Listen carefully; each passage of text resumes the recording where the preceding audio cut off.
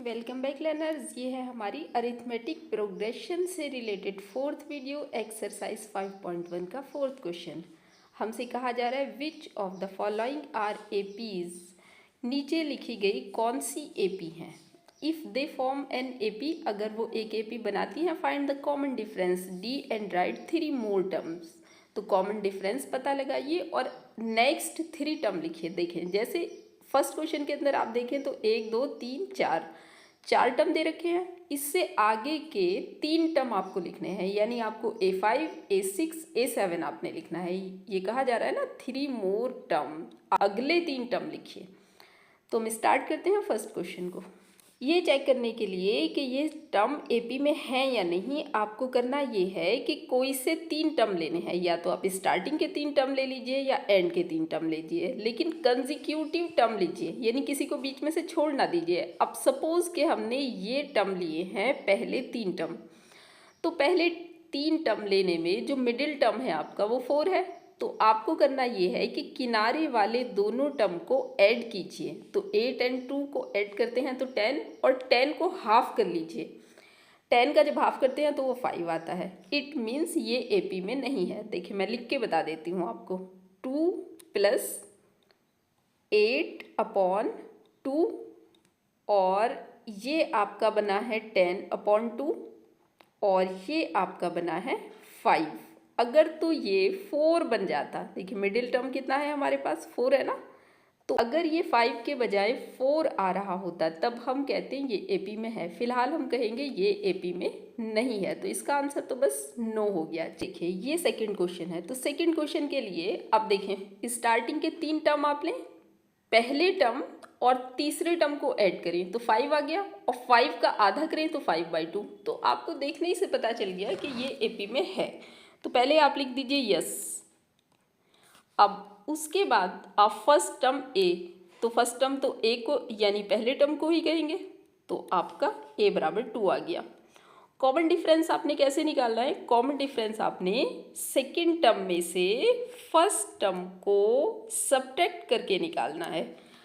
उसके बाद आपने क्या करना है, इसको सब्ट्रैक्ट करने के लिए इस 2 की इस 2 से मल्टीप्लाई कर दीजिए ताकि पूरे का डिनोमिनेटर 2 हो जाए। देखिए ऊपर सिर्फ 5 का डिनोमिनेटर था 2, अब आपका पूरे का डिनोमिनेटर 2 हो गया। और यहाँ से d निकल के आया आपका, 5 में से 4 गया, 1 निकल के आता है /2।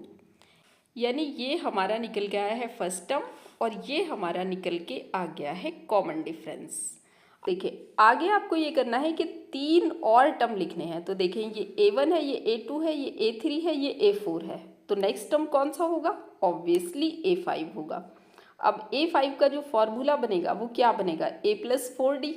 कल की वीडियो में हमने आपको फॉर्मूला बनाना बताया था।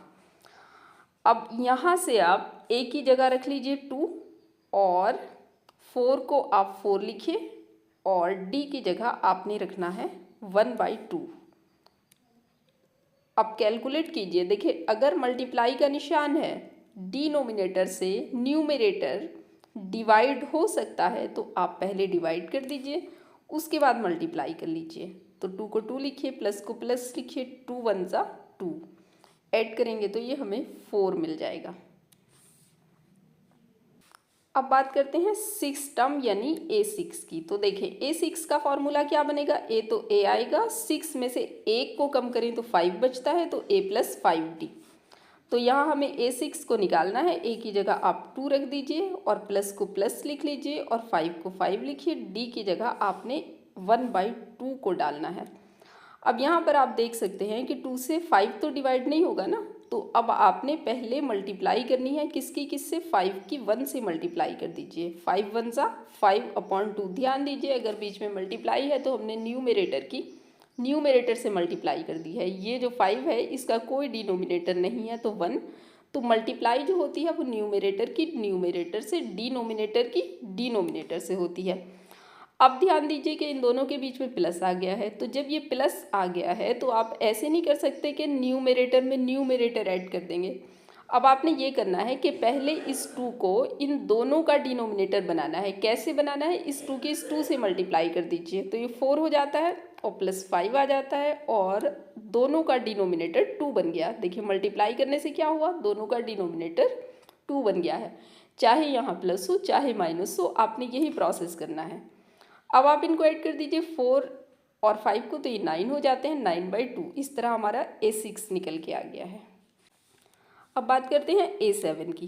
तो A7 का जो फॉर्मूला बनेगा, तो A प्लस 7 में से एक गया तो कितने बचते हैं, 6D। A प्लस 6D बनेगा। अब आपने A को रखना है 2 और प्लस को प्लस लगाइए, 6 को आप 6 लिखिए और D की जगह आप रखिए 1/2। 2 से 6 डिवाइड हो जा रहा है तो 2 3 ज़ा 6 डिवाइड कर दीजिए, 2 को 2 लिखिए, 3 1 ज़ा 3 और ये आपके 5 आ जाते हैं। तो हमने तीनों टर्म पता कर लिए। चलते हैं नेक्स्ट क्वेश्चन की तरफ। नेक्स्ट क्वेश्चन में भी आपको ये करना है कि पहले किनारे वाले दो टर्म यानी फर्स्ट टर्म और थर्ड टर्म को ऐड कर लीजिए। दोनों के निशान एक जैसे हैं तो आप ऐड करेंगे। तो जब हम ऐड करेंगे, देखें यहाँ लिखिए 1.2 माइनस 5.2 और ऐड करने के बाद अपॉन में 2 लिखिए। अब उसके बाद इनको जब आप ऐड करते हैं तो ये आ जाते हैं माइनस के 6.4 और अपॉन में आपका आ जाएगा 2 से जब आप डिवाइड करते हैं तो ये माइनस के आएंगे, 2 3 ज़ा 6 और 2 2 ज़ा 4। अब आप देख सकते हैं कि ये जो नंबर है ये वही नंबर है जो मिडिल टर्म का है, यानी शुरुआत के 3 टर्म में मिडिल टर्म वाला नंबर आपको इस तरह मिल गया है। तुम कह सकते हैं ये AP में है, तो हम यहाँ से कहते हैं यस। और अब हम आगे का काम करते हैं। अब आपने ये करना है कि पहले तो फर्स्ट टर्म A लिखना है, तो वो आपका आ जाता है माइनस के 1.2। उसके बाद आपने कॉमन डिफरेंस D को कैलकुलेट करना है। कैसे कैलकुलेट करना है ध्यान से समझिए। देखिए सेकंड टर्म में से फर्स्ट टर्म को सब्ट्रैक्ट करना है, तो आपने सेकंड टर्म का निशान नहीं बदलना है और फर्स्ट टर्म का निशान आपने बदल देना है। हम बार बार कहते हैं सब्ट्रैक्ट करने का मतलब होता है जिसको सब्ट्रैक्ट करना है उसका निशान बदल दीजिए। पहले तो आपको ये पता होना चाहिए कि फर्स्ट टर्म में से सेकंड टर्म को नहीं सब्ट्रैक्ट करना, सेकंड टर्म में से फर्स्ट टर्म को सब्ट्रैक्ट करना है। तो सेकंड टर्म का निशान नहीं बदला जाएगा। फर्स्ट टर्म को सब्ट्रैक्ट कर रहे थे, फर्स्ट टर्म का निशान बदल के लिख लीजिए। अब दोनों के निशान डिफरेंट है तो अब आप इनको सब्ट्रैक्ट कर लीजिए इस तरह। 3.2 और 1.2 जब आप सब्ट्रैक्ट करते हैं तो ये 0 और ये पॉइंट और ये 2। और देखें 3.2 बड़ा है तो जो जवाब हमें मिलेगा वो माइनस का मिलेगा, क्योंकि ये बड़ा वाला नंबर माइनस का है और ये 2.0 आ जाता है, यानी कॉमन डिफरेंस D आपका आ गया है 2.0। इसमें भी आगे हमें 3 मोर टर्म लिखने हैं, यानी इसके अगले 3 टर्म लिखने हैं। तो पहला टर्म, दूसरा टर्म, तीसरा टर्म, चौथा टर्म और नेक्स्ट हमारे पास 5वां टर्म A5 कहेंगे। A5 का फॉर्मूला बनेगा आपका A प्लस 4D। और आपने अब करना ये है कि A की जगह डालना है माइनस 1.2 और 4 को 4 लिखना है प्लस के बाद, और D की जगह आपने डालना है माइनस की 2.0।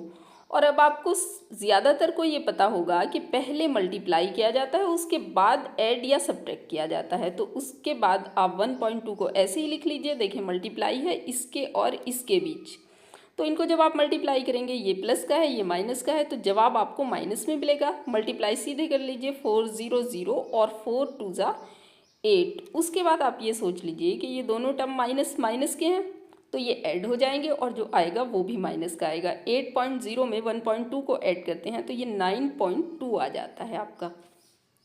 अब कैलकुलेट करते हैं A6 को। देखें A6 का फॉर्मूला क्या बनेगा आपका, A प्लस 6 में से 1 को कम कर लीजिए तो 5D बन जाता है। और उसके बाद आपने A की जगह रखना है माइनस की 1.2 और प्लस को प्लस लिखिए, 5 को 5 लिखिए, मल्टीप्लाई का निशान लगा के इसको लिखिए माइनस 2.0। सेम वे में आप मल्टीप्लाई कर दीजिए जिस तरह हमने A5 में की। 1.2 प्लस और माइनस की मल्टीप्लाई करते हैं माइनस 5 0 0 और पॉइंट को पॉइंट लगाइए, 5 2 ज़ा 10। उसके बाद देखें जोड़ना है इनको, ये बात तो तय है, और माइनस का आएगा ये भी तय है, लेकिन आपने ऐड कैसे करना है। देखिए इधर देखें, आपने ऐड ऐसे करना है, 10.0 को लिखिए और उसके आप इस तरह से 1.2 को लिखिए कि पॉइंट के नीचे पॉइंट आए। 1.2 है तो 1 को इधर लिखिए और 2 को इधर लिखिए। देखिए जब कभी आपने दो नंबरों को पॉइंट वाले को ऐड या सब्ट्रैक्ट करना हो तो पॉइंट के नीचे पॉइंट लिखना ज़रूरी होता है। अब 2 में 0 ऐड करेंगे तो 2 मिल जाएगा, पॉइंट को पॉइंट लिखिए, 1 में 0 ऐड करेंगे तो 1 मिल जाएगा और ये 1 का 1, यानी ये आपका आ गया है 11.2। ध्यान क्या रखना है, पॉइंट के नीचे पॉइंट होना चाहिए। अब बात करते हैं A7 की। देखिए A7 का फॉर्मूला बन जाएगा आपका A प्लस 6D और A की जगह आपने रखना है -1.2 और +6 और D की जगह आपने रखना है -2.0। अब -1.2 और फिर से प्लस माइनस की मल्टीप्लाई करेंगे तो -60062 तो आपको अब थोड़ा सा आइडिया हो गया होगा कि डायरेक्ट कैसे जोड़ना है। देखें पॉइंट के इधर वाला 12 और पॉइंट के इधर वाला 1, तो 12 में 1 ऐड करते हैं तो 13 आ जाता है, 13.2, यानी कि पॉइंट के लेफ्ट साइड वाले डिजिट्स को आपने अलग जोड़ना है, राइट साइड वाले डिजिट्स को आपने अलग जोड़ना है।